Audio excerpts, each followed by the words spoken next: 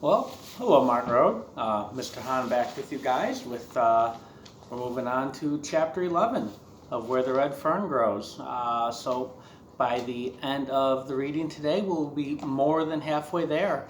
The second half of the book is really cool, and actually, the last couple of chapters are my favorite chapters of any books I've ever read. So let's get going on chapter 11. I'd often wondered what old Dan would do if little Ann got into some kind of a predicament. One night, I got my answer. For several days, a northern blizzard had been blowing. It was a bad one. The temperature dropped down to 10 below zero. The storm started with a slow, cold drizzle and then sleet. And when the wind started howling, everything froze, leaving the ground as slick as glass. Trapped indoors, I was as nervous as a fish out of water. I told Mama I guess it was going to just storm all winter. She laughed and said, I don't think it will, but it does look like it'll last a while. She ruffled up my hair and kissed me between the eyes. This did rile me up. I didn't like to be kissed like that. It seemed that I could practically rub my skin off and I still felt it, all wet and sticky, kind of burning. Sometime on the fifth night, the storm blew itself out and it snowed about 3 inches. The next morning I went out to my doghouse. Scraping the snow away from the two-way door, I stuck my head in. It was as warm as an oven. I got my face washed all over by little Ann. Old Dan's tail thumping a tune on the wall. I told him to be ready because we were going hunting that night. I knew the old ringtails would be hungry and stirring. They'd been denned up during the storm.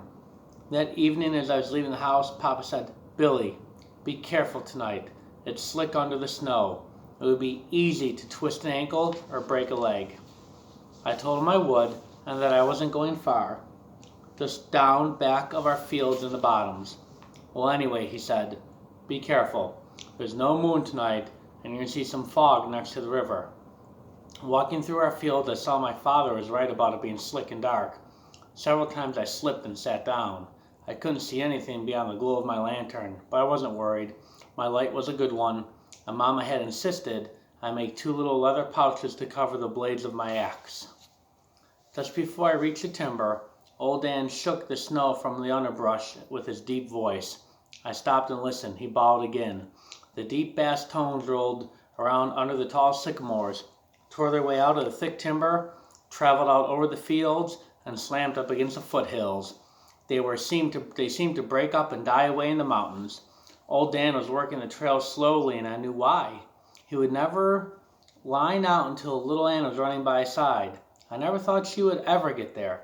When she did, her beautiful voice made the blood pound in my temples. I felt the excitement of the hunt as it ate its way into my body. Taking a deep breath, I reared back and whooped as loud as I could.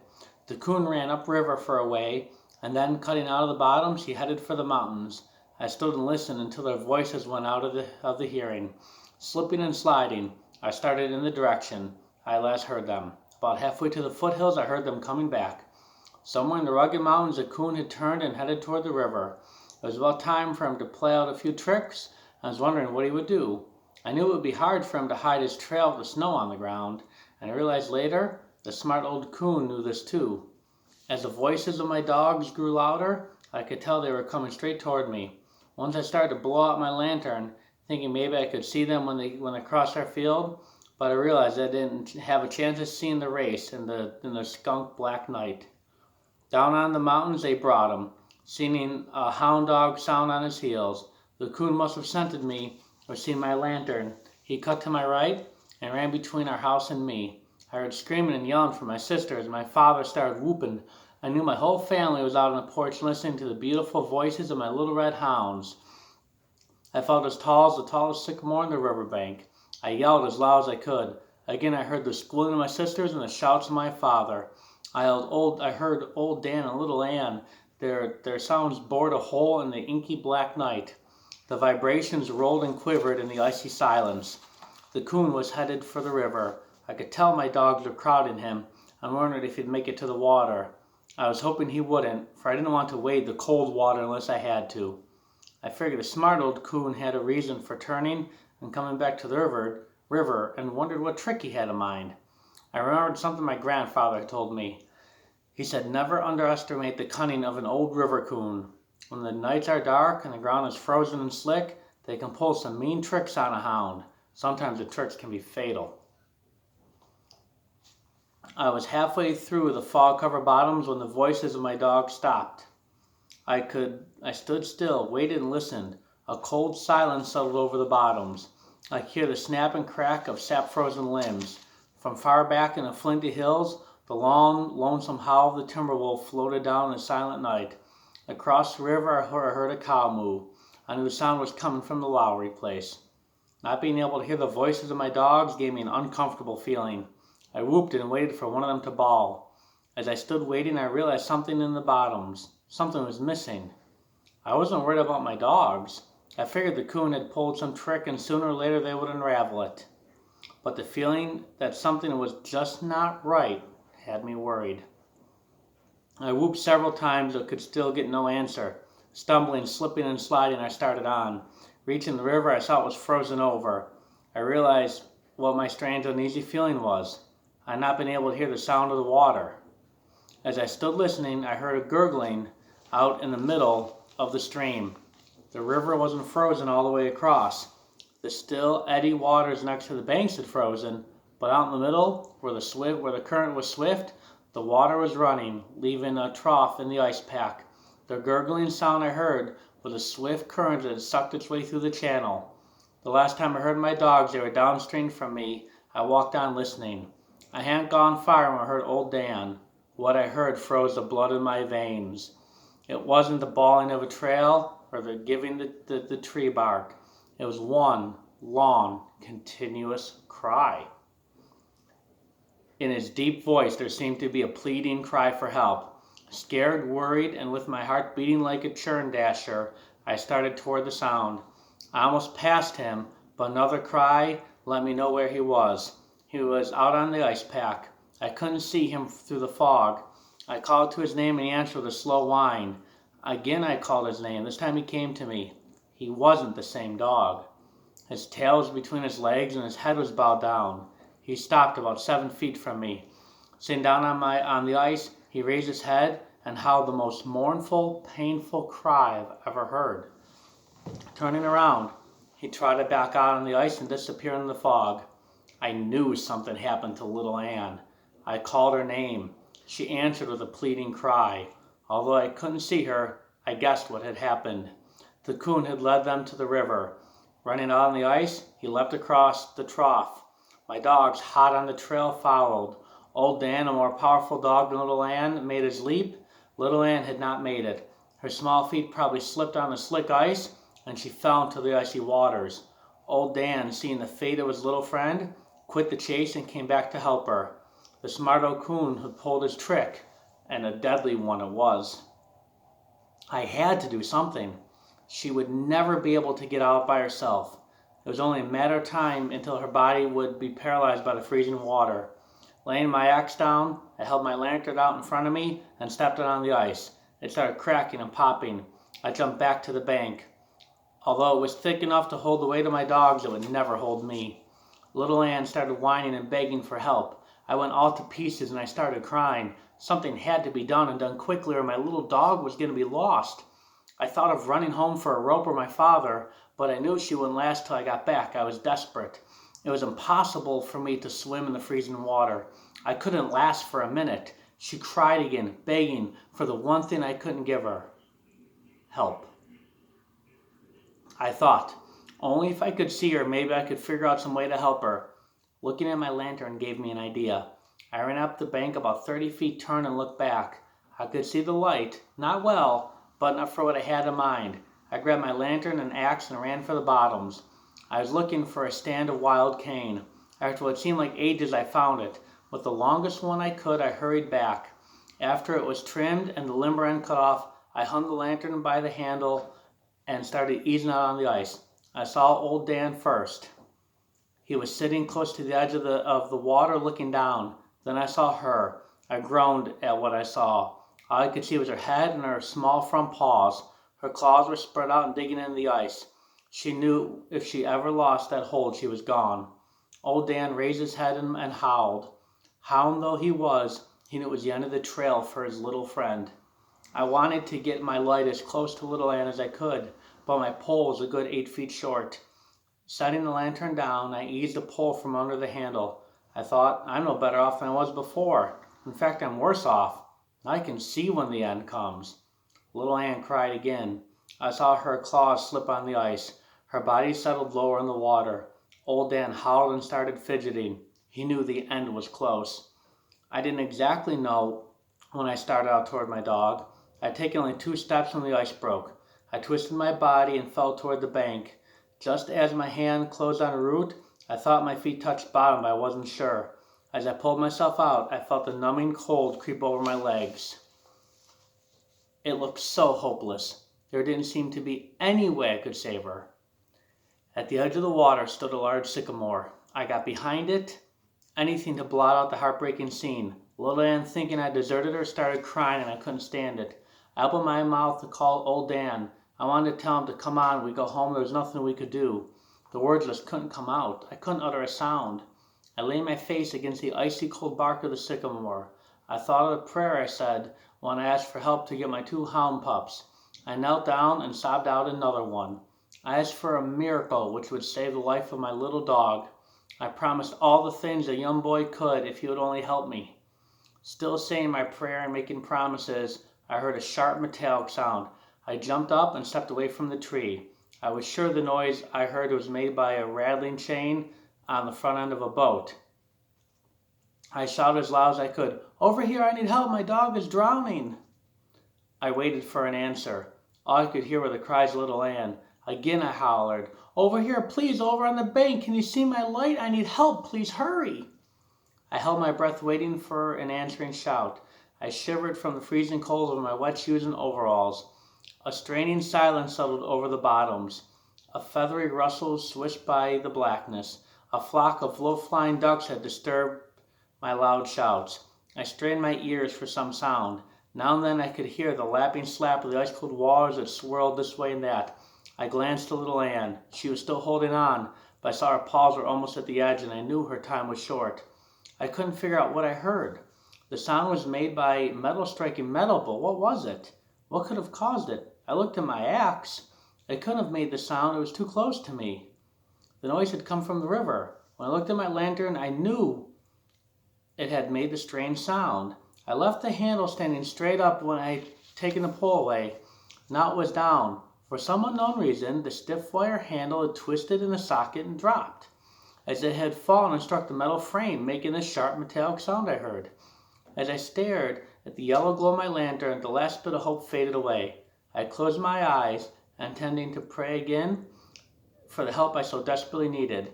Then, like a flashing red light, the message of the lantern bored its way into my brain. There was my miracle. There was a way to save my little dog. In the metallic sound I heard were my instructions. They were so plain I couldn't help but understand them. The bright yellow flame started flickering and dancing. It seemed to be saying, "Hurry, you know what to do." Faster than I've ever moved in my life, I went to work. With a stick, I measured the water in the hole where my feet had broken through the ice. I was right. My foot had touched bottom. 18 inches down, I felt soft mud. With my pole, I fished the lantern back to the bank. I took the handle off, straightened it out, and bent a hook in one end. With one of my shoelaces, I tied the wire to the end of the cane pole. I left the hook sticking out about 6 inches. I started shouting encouragement to little Ann. I told her to hang on and not to give up. I was going to save her. She answered me with a low cry.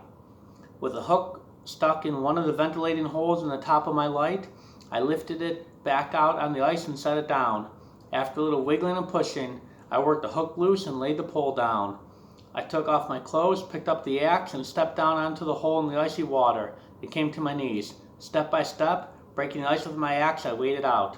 The water came to my hips and then to my waist. The cold bite of it took my breath away. I felt my body grow numb. I couldn't feel my feet at all, but I knew they were moving. When the water reached my armpits, I stopped and worked my pole toward little Ann. Stretching my arms as far as I could, I saw I was still a foot short. Closing my eyes and gritting my teeth, I moved on and the water reached my chin. I was close enough. I started hooking at the collar of little Ann. Time after time, I felt the hook almost catch. I saw I was fishing at the wrong angle. She had settled so low in the water I couldn't reach her collar. Raising my arms above my head so the pole would be on a slant, I kept hooking and praying. The seconds ticked by. I strained for one more inch. The muscles in my arms grew numb from the weight of the pole. Little Anne's claws slipped again. I thought she was gone. At the very edge of the ice, she caught again. All I could see now was her small red paws and her nose and her eyes. By old Dan's actions, I could tell he understood and wanted to help. He ran close to the pole and started digging at the ice. I whupped him with the cane. That's the only time in my life I ever hit my dog. I had to get him out of the way so I could see what I was doing. Just when I thought the task was impossible, I felt the hook slide under the tough leather. It was none too soon. As gently as I could, I dragged her out over the rim of the ice. At first, I thought she was dead. She didn't move. Old Dan started whining and licking her face and ears. She moved her head. I started talking to her. She made an effort to stand but couldn't. Her muscles were paralyzed and the blood had stopped flowing to her legs. At the movement of little Anne, old Dan threw a fit. He started barking and jumping. His long red tail fanned the air. Still holding on to my pole, I tried to take a step backward. My feet wouldn't move. A cold gripping fear came over me. I thought my legs were frozen. I made another effort to lift my leg. It moved. I realized my feet were just stuck in the soft, muddy bottom. I started backing out, dragging the body of my little dog. I couldn't feel the pole in my hands. When my feet touched the icy bank, I couldn't feel that either. All the feeling in my body was gone. I wrapped little Anne in my coat and hurried into my clothes. With the pole, I fished my light back. Close by was a large drift. I climbed to the top of it and dug a hole down through the ice and snow to reach the dry limbs. I poured half an inch of oil in the lantern in the hole and dropped a match, and in no time I had a roaring fire. I laid little Anne close to the warm heat and went to work. Old Dan washed her head with his warm red tongue as I massaged and rubbed her body. I could tell by her cries when the blood started circulating again. Little by little her strength came back.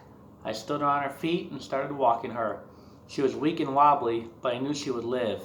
I felt much better and breathed a sigh of relief.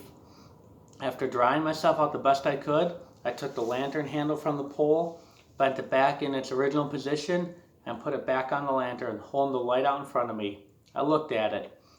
The bright metal gleamed in the firelight glow. I started talking to it.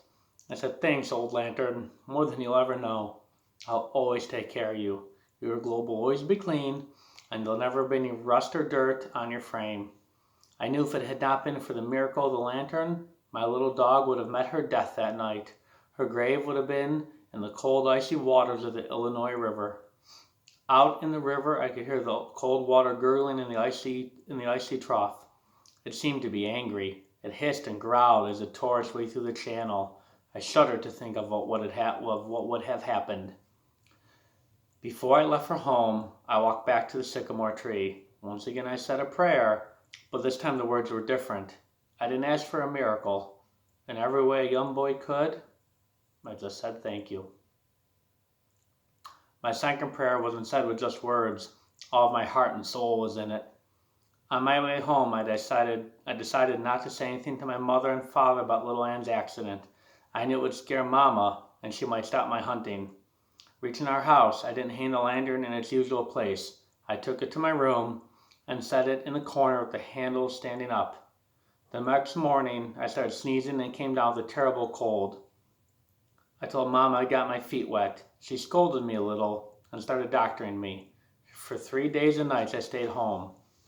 All this time, I kept checking the handle of the lantern. My sisters shook the house from roof to floor with their playing and romping, but the handle never fell. I went to my mother and asked her if she thought God answered prayers every time one was asked. She smiled and said, "No, Billy, not every time. He only answers the ones that are said from the heart. You have to be sincere and believe it." She wanted to know why I asked. And I said, "Oh, I just wanted to know." She came over and straightened my suspenders, saying that was a very nice question for my little Daniel Boone to ask. Bending over, she started kissing me. I finally squirmed away from her, feeling as wet as a dirt dauber's nest. My mother never could kiss me like a fellow should be kissed. Before she was done, I was kissed all over. Always made me feel silly and like a baby. I tried to tell her that a coon hunter wasn't supposed to be kissed that way. But Mama never could understand things like that. I stomped out of my house to see how my dogs were. Okay, that's the end of chapter 11, page 110. We have about 100 pages left in the book. So tomorrow is on to chapter 12. Thank you for joining me, everybody. See you tomorrow. Goodbye, Martin Road.